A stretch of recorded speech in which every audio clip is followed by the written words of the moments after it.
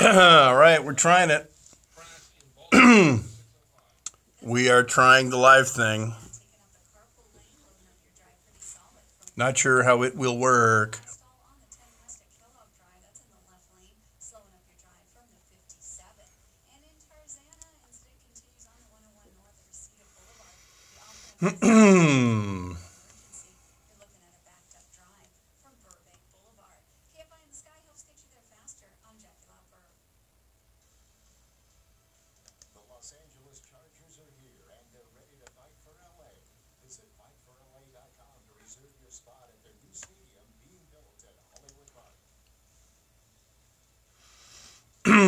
I'll bring a better mic next week. I have a really good wireless mic. I better get the KFI in there. Let's see. Can I get it in there? There we go. How about there? That don't work neither. Any requests for bumpers? Yes, I just started it. I don't know. We'll see. I have not been impressed, as you all know, ever since I got my LG G6, which, for the record, I do like. I do like the actual phone, but not. I don't like the battery life, and oh fuck! Hey God! I better have another sip of coffee.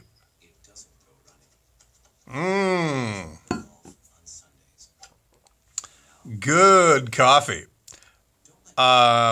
Yeah. I don't know if the shitty internet is a function of the LG, because I never had, I guess, to be honest, when I had the iPhone, I was having, problems with the iPhone every once in a while. They weren't common, not like this, but the internet here just sucks. And it's funny because I specifically told the boss, you know, we look kind of ridiculous that we can't take advantage of YouTube Live for each show if the shows can't, you know, rely on it here.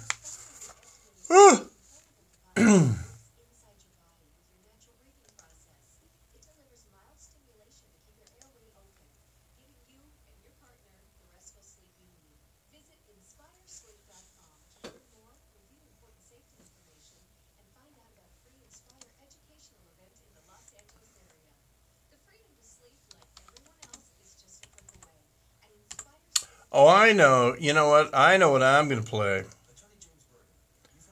I want to play Rank and File, The Conductor Wore Black.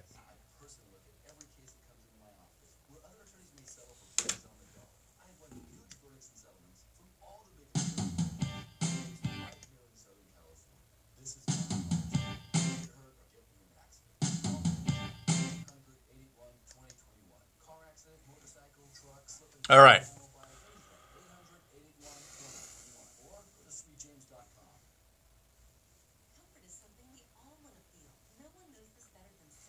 The problem is there's so much collateral damage.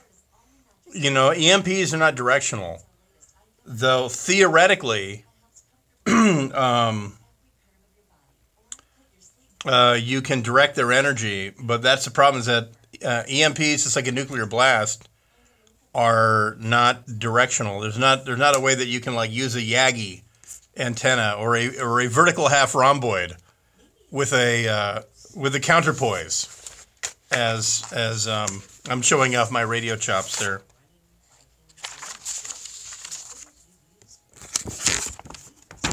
Oh shit! What'd I do?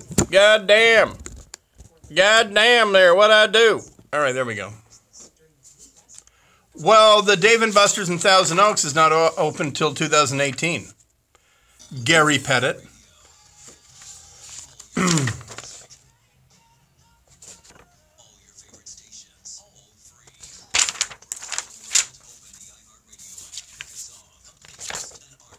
You know, if he got a boob job, he might be a little less traitory. Yeah.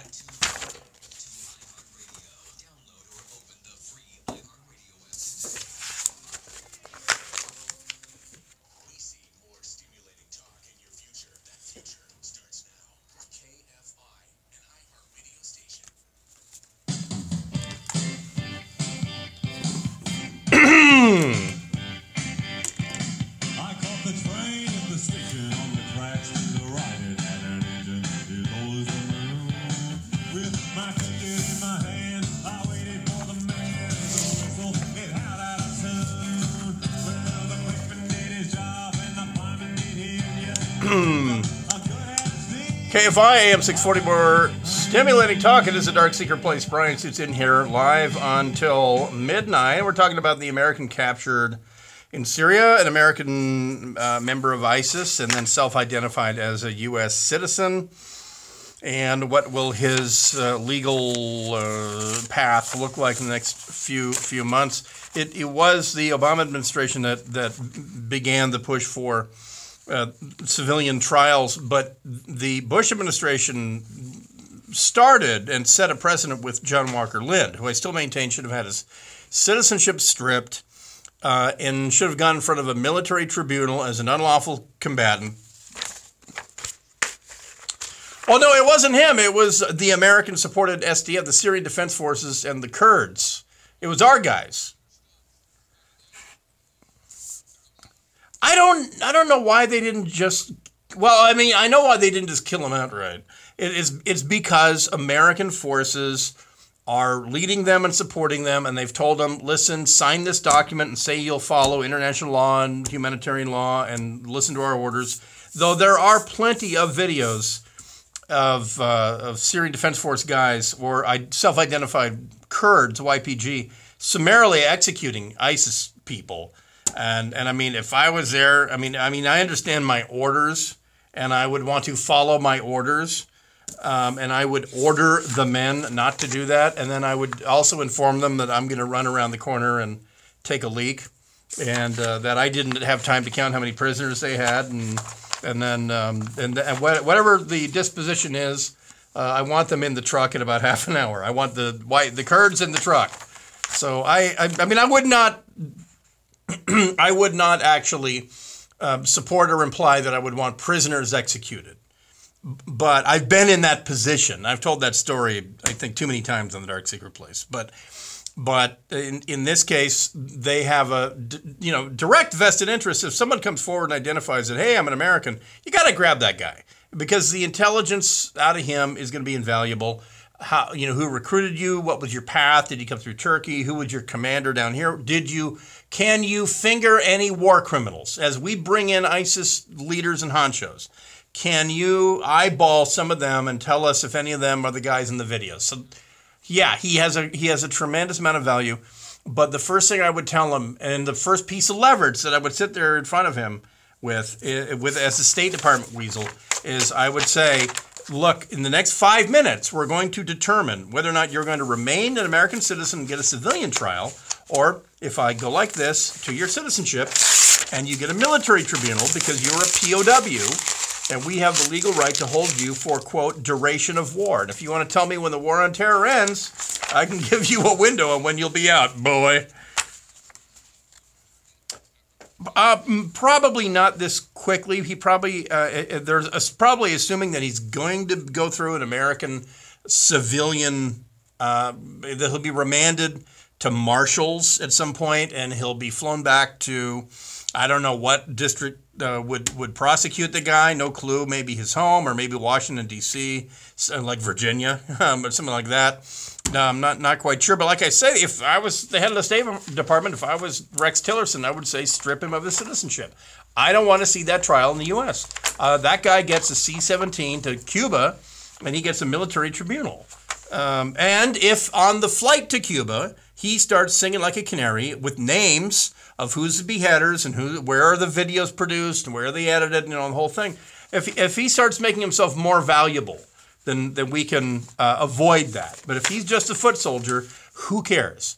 Because I don't want to see this ridiculous circus of the ACLU flying down to Gitmo with people who have never set foot on American soil, are not American citizens, but are being detained by the U.S. military, not on American soil, on an American base, and extracting American rights out of them. It's ludicrous. It's absolutely ludicrous. It would be like the ACLU going downrange and talking to German pilots who are being held by American forces in London or in France, and conferring to them the rights of an American citizen and getting them an American trial.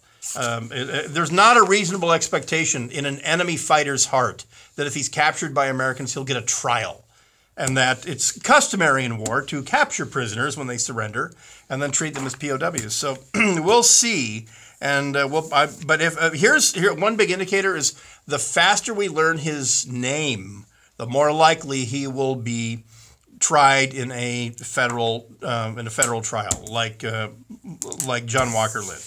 But again, like Walker Lynn, as far as we know right now, he's still a citizen. This guy is. John Walker Lynn, I still maintain, should never have retained his U.S. citizenship. And no American, like Anwar al-Awlaki or any of them who decide to become foreign fighters, should retain their American citizenship. And by the way, that goes for Major Nidal Hassan. I don't care if he rots as a POW for the rest of his life, but putting him on trial when he was effectively, the law of war calls him a saboteur because he was wearing our uniform, but he acted for the enemy. The reason that we lined up the Germans who dressed in American uniforms in the Battle of the Bulge, and these were Germans who grew up in the U.S. and spoke flawless English, wearing U.S. Army uniforms, the reason we had every legal right in the world to line them up and shoot them through the heart is because the Geneva Convention calls them spies or saboteurs, and you can execute spies and saboteurs. He was a U.S. Army officer, but not really. He was a soldier for Al-Qaeda. He was a spy and saboteur. Nidal Hassan, I guess not. He's getting life. 13 counts. Yeah. So, all right. It's the Dark Secret Place, hour number 2. We'll get to more about this. Iran is showing sort of their end game, and also Iran claims that they have explosive evidence proving once and for all that ISIS was created by the United States. And I'll tell you what that is right after this. KFI AM 640. More stimulating talk.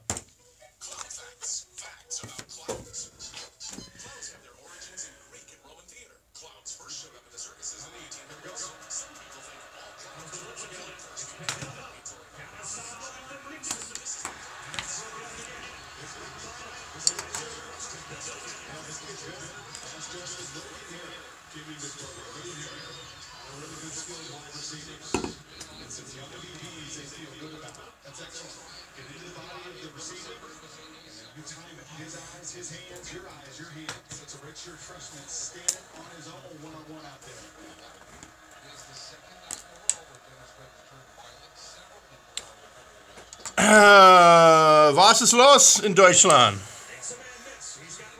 Meine Freunde, es ist Oktoberfest in Deutschland. Wo ist du in Deutschland?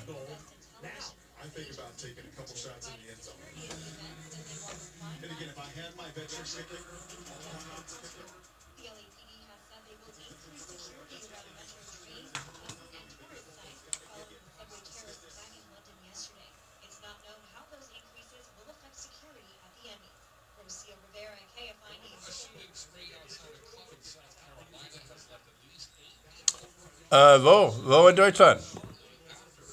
Ich habe eine Frage. Wo in Deutschland bist du? Hey, where'd that go? I lost the questions.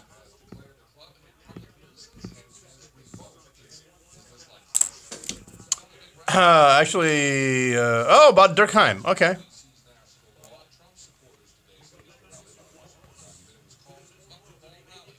I did my worst Oktoberfest, meaning the best. I was at Bad Aibling outside of Munich. I did a TDY to Bad Aibling, which is an NSA listening post. It's outside of Munich. and the per diem there was $130 a day, and still like one of the most expensive per diems on earth for American troops. Bot idling, and it was insane. I mean, it was just, we went to the drink till you puke plots and the whole thing. It was just crazy. I mean, like 5 nights in a row. It was, and then we had to PT every morning. PT every morning at 5 a.m. So we're like puking and all that. TDY is temporary duty. Anywhere you go in the military for less than 180 days is TDY. Anything more than 180 days is PCS, or permanent change of station. And so, like, I went to Field Artillery's officer basic course, and that was exactly 179 days. Because if it's 180 days or 181 days, then you can be accompanied. They got to pay for you to bring your wife and kids, your dog, your car, the whole thing. If you're TDY, they only have to pay for you. And so it was a really easy way in Bosnia. It was a really easy way for us to get like a 4 or 5 day vacation. I had a really cool commander, and he would write up bullshit orders for us to go to Heidelberg for 3 days, a 3-day TDY, so we could learn Adobe Photoshop, right? Or we could qualify. We could do our cavalry scout gunnery. And so we went to Bad Aibling to study Serbo-Croat for 5 days. The NSA runs a listening post at Bad Aibling. So we went to Bad Aibling for 5 days, including 1 day of travel at each end. So we got a total of a week, right? And so we did. We got TDYs, and the deal was, it was a vacation. Everybody knew it was a vacation. It was a badly kept secret that it was a vacation. But I had a great commander who wrote up these TDYs. All right, I am going with.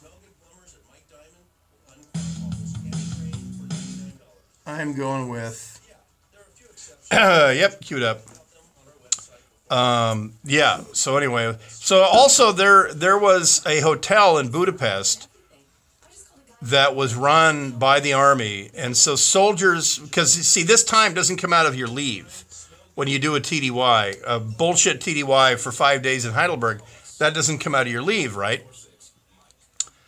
So there was a hotel in Budapest, in the middle of the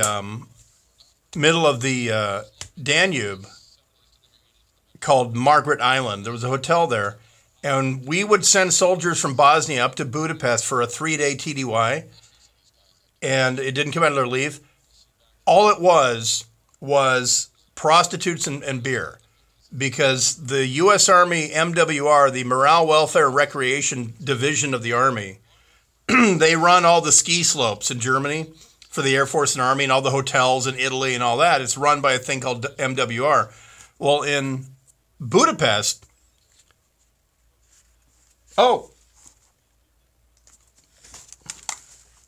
wow, that's my bad. I forgot it was top of the hour. All right, everyone, hang on. Don't panic. Here we go, and go. Dark secret place. See what you fucking made me do? YouTube? I would bomb the shit out of them. Dark secret place with Brian Suits on KFI. KFI, I'm 640 more stimulating talk. Sorry about that. Boy, did I shart the bed on that one. But there's a great reason. It's because I'm supporting the on-air product with a social media thing called the YouTube, which is really, really fun. I'm doing a live YouTube stream. If you want to get right to it, you can go to unsheepyourself.com, and that's sheep. Like, oh my God, I'm a sheep. How do I not be a sheep? Well, you unsheepyourself.com, and it'll take you right to the YouTube feed. So don't be that guy that emails me in about 10 minutes or is on Twitter and says, oh, I want to unsheet yourself. What the hell does unsheet yourself mean? Unsheet yourself means something. So anyway, go to unsheepyourself.com, and I'm doing a live feed on this deal. So last hour we talked a lot about what's going on in Syria and Iraq, independence referendum on the part of the Kurds that'll be coming down the pike. And so, as I said, half jokingly on Twitter earlier today, this that rally that I played, that hundreds of thousands of Kurds rallying, calling for a referendum for independence, you could sort of think of it as a preview for 2018's most anticipated civil war, the Kurdish independence civil war. Hundreds of years in the making, thousands of dead already, from the creators of the Ottoman collapse of 1917 and the Iran-Iraq War of 1981. Yes, Kurdish independence will be the civil war to binge watch of 2018, unless the United States gets on board and says to the Kurds, or pardon me, more accurately, says to the Iraqi government and the Iranian government, this is the way it is. It's a positive for you in the big picture. The Kurds that you don't like in Iran, you can kick them out to the newly formed Kurdistan. The Turks can finally deal with a rational U.S.-backed, diplomatically recognized legitimate country, but I'm not sure that's it'll work out. Anyway, that's what I tweeted out earlier today. So the Iranian endgame in Syria and in Iraq is pretty clear. They want the United States to be either, to be honest with you, and they're not really forthcoming with much better ideas.